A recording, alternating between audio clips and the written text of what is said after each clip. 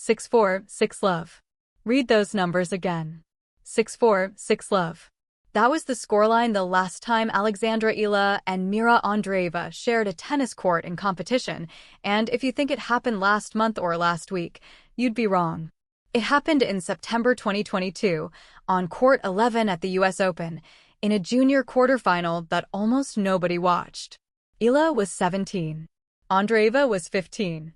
And the girl who got bageled in the second set would go on to win Indian Wells, reach a French Open semi-final, and climb to number 5 in the world before her 18th birthday. The girl who did the bageling? She'd spend the next 2.5 years trying to prove she even belonged on the same tour. There's something almost cruel about how tennis inverts junior hierarchies. The sport has a long memory but a short attention span.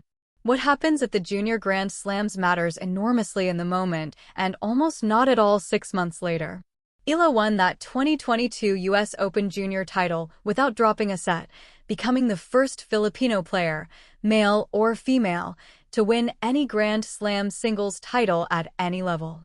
Andreeva, 2 years younger, was already the more hyped prospect. The loss barely registered in anyone's projection of her future. She was going to be a star. Eala? Nice story, great for the Philippines, but let's see what happens on the real tour. And for a while, the skeptics had their evidence. Andreeva exploded into the WTA rankings like she'd been shot from a cannon. By mid-2024, she was in the French Open semi-finals at 16. By late 2025, she'd won Indian Wells, collected multiple titles, and settled into the top 10 with the ease of someone who'd been told her whole life that this was simply where she'd end up. Her game, coached by former Wimbledon champion Conchita Martinez, had this strange quality of looking both incomplete and unstoppable at the same time. She could control the rhythm of rallies through spin variation and ball height in ways that made hardened veterans look like they were solving a puzzle they hadn't studied for. Elena Dementieva publicly criticized the passive elements of her game. Yevgeny Kafelnikov, now heading the Russian Tennis Federation, called her stagnant. None of it seemed to matter. Andreeva kept winning. Eala's path ran underground by comparison. After that junior title, she returned to the Rafa Nadal Academy in Mallorca, where she'd trained since she was 13, and did the thing nobody writes articles about. She ground through challenger events. She lost first-round matches at tournaments most fans couldn't find on a map. She fought through qualifying draws.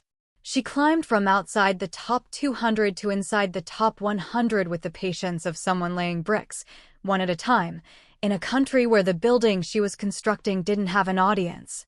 Filipino tennis had never produced a top 100 WTA singles player. There was no infrastructure for this, no federation pipeline, no national coaching apparatus funneling talent upward. There was just Alex, her team, and Mallorca. Then came Miami 2025, and the world tilted. Eala, a wild card ranked outside the top 100, beat Iga Swiatek. Not in a tiebreak, not in a 3-set war of attrition where the favorite ran out of gas. She beat the former world number 1 6-2, 7-5, playing tennis that Kim Clijsters would later describe as making opponents feel very uncomfortable. The Belgian legend compared Eala to Dominika Cibulkova, calling her a pit bull, with the footwork to transition from defense to attack in the space of a single stride. Eala pushed through to the Miami semifinals before losing to Jessica Pegula in 3 tight sets, and suddenly the conversation shifted. This wasn't a feel-good underdog story anymore. This was a player with weapons. What makes Eala's game unusual isn't any single shot, but the discomfort it generates. She's left-handed, which in women's tennis remains genuinely rare at the top level, and her forehand cross-court pulls opponents into positions they don't normally occupy. Clijsters broke it down precisely. The combination of heavy topspin that pushes players behind the baseline, followed by the angled forehand that opens the court to the backhand side, creates a sequence most opponents struggle to neutralize. Her backhand is actually her more aggressive wing, which inverts the usual left-hander pattern. And her footwork, drilled into her through thousands of hours at the Nadal Academy, allows her to move into the court from defensive positions in ways that deny opponents the breathing room they expect after pushing her deep. But here's what makes the Eala story genuinely interesting rather than merely inspirational. She has an obvious, documented, and so far unsolved weakness. Her serve is bad. Not inconsistent, not underpowered relative to her frame. Bad. She's 5 feet 9 inches, which isn't tall by modern WTA standards, but isn't disqualifying either, and yet she recorded just 7 aces through the early part of the 2026 season. Her double fault numbers are concerning. Her first serve percentage doesn't compensate for the lack of free points, and her second serve is the kind of ball that top players sit on like a cat watching a mouse hole. Every scouting report in the WTA says the same thing. Break her early, and her return game can't bail her out fast enough. Andreeva's game presents an almost perfectly opposite set of trade-offs. Where Eala generates discomfort through geometry and angles, Andreeva generates it through tempo manipulation and psychological presence. She can slow rallies down to a crawl with looping spin, and then accelerate through the court with flat drives that arrive half a beat before opponents expect them. Martinez has built a framework around this ability, though critics like Dementieva argue the framework is too conservative, that it allows Andreeva to win ugly rather than demanding she develop the attacking instincts her talent warrants. The coaching debate around Andreeva is one of the most interesting subplots in current WTA tennis. Is patience a strategy or a crutch? Is managing a teenager's development by keeping her in comfortable tactical patterns a form of wisdom or a form of limitation? What happened at Indian Wells in March 2026 cracked that question wide open. Andreeva, the defending champion, seeded 8th, drew Katerina Siniakova in the 3rd round and proceeded to have the most public meltdown of her young career. She smashed rackets. She screamed at the crowd. She told spectators to go do something anatomically improbable with themselves. She lost 4-6, 7-6, 6-3, and the aftermath was brutal. She said she wasn't proud of herself. She said it was inexcusable. Kafelnikov piled on again, reiterating his claim that she wasn't progressing. And the thing about a public emotional collapse in tennis is that you can't unsee it. Every future opponent now carries that footage in the back of their mind. Every moment of frustration in a future match gets read through the lens of that afternoon in the California desert. Eala, meanwhile, was 4 courts over, quietly putting together the best tournament of her life. She beat Diana Yastremska in 3 sets in her Indian Wells debut. She beat Katie Boulter when Boulter retired while trailing.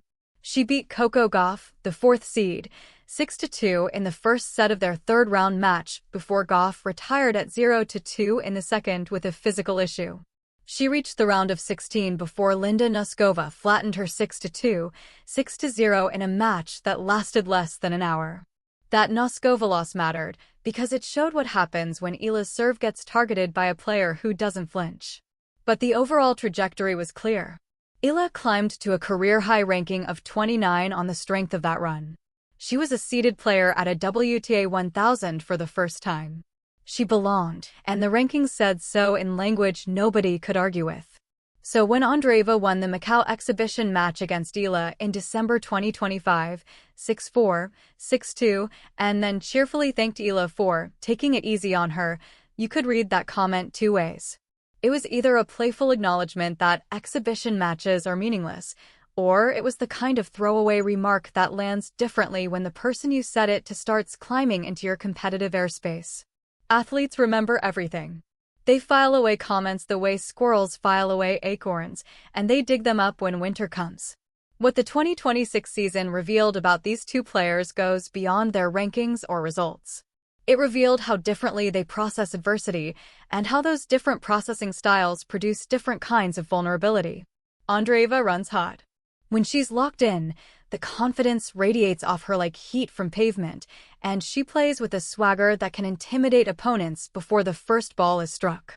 But when she's not, the temperature drops fast and hard, and the anger that fuels her competitive intensity turns inward, eats through her focus, and leaves her exposed.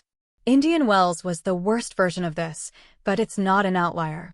The pattern has shown up at the Australian Open, where Kafelnikov first unloaded on her after a round of 16 exit to Alina Svitolina.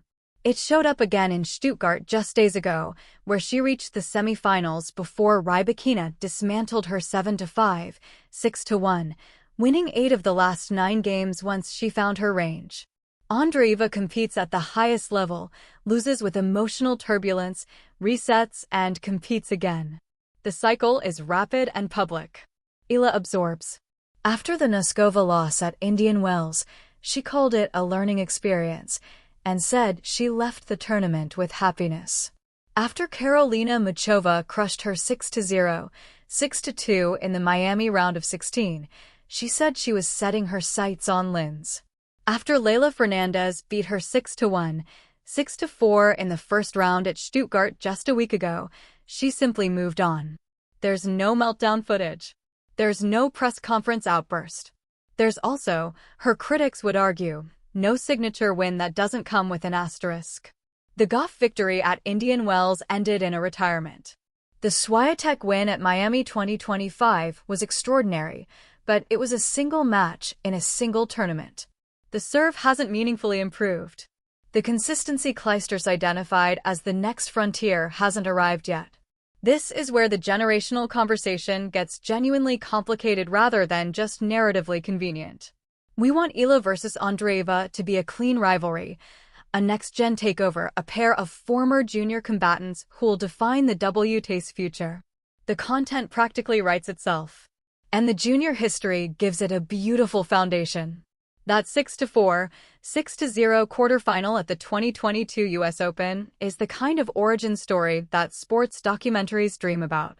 But the reality, as of late April 2026, is messier and more interesting than any clean rivalry narrative. Andreeva has 5 WTA titles, including 2 at the 1000 level. She's been ranked as high as 5th in the world. She just won Linz on clay, coming back from 1-6 in the first set against Potapova to win in 3, which is the kind of result that answers every critic who calls her stagnant. She reached the Stuttgart semifinals a week later, losing only to the player who might be the best in the world right now. Her floor is higher than Eala's ceiling has reached so far. That's not narrative, that's arithmetic. But Eala has something Andreeva doesn't, and it's not a shot or a ranking or a title. It's an equanimity under pressure that hasn't been tested at Andreeva's level of expectation, but has been consistently present at every level Eala has competed at. She doesn't break when she loses badly. She doesn't break when she wins big. She doesn't break when a nation of 115 million people projects their sporting dreams onto her shoulders with an intensity that Clijsters compared to what Michael Jordan experienced in Chicago. She just goes back to Mallorca and hits serves that still aren't good enough. The fascinating thing about what comes next for these two isn't who wins when they eventually meet on a WTA court in a match that counts. It's what each of them does with the specific problem the other represents. For Andreeva, Eala is an irritant, a player whose geometry and lefty angles create precisely the kind of discomfort that turns Andreeva's emotional volatility into a competitive liability. For Eala, Andreeva is a mirror, a peer who debuted on the professional tour at roughly the same time, played the same junior circuits, and has simply accumulated more hardware. Every title Andreeva wins is a reminder of what's still missing from Eala's trophy case. Every meltdown Andreeva has is a reminder that trophies don't solve the problems that matter most. The next generation isn't taking over in the way that phrase usually implies. There's no palace coup. Sabalenka, Rybakina, Swiatek, Goff, Pegula, they're not going anywhere. What's happening instead is that the floor of the women's tour is rising. Players like Eala and Andreeva and Victoria Mboko and Iva Jovic are arriving with games that are more tactically diverse, more physically prepared, and more psychologically distinct from each other than any previous generation of young players. The old model of the next generation was a single dominant figure, a Hingis or a Sharapova or a Williams, who announced herself by winning a major and then held the stage. This generation is arriving as an ensemble, and the internal dynamics of that ensemble are what make it worth watching. Eala dismantled Andreeva in a junior quarterfinal 4 years ago with a scoreline that suggested one player was operating in a completely different gear. Andreeva repaid it with a career that has so far outpaced Eala's by every conventional measure.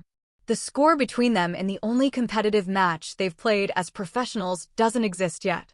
When it does, it won't settle anything. It'll just add another line to a conversation that's going to continue for the next decade. And that, honestly, is more exciting than any single result could be.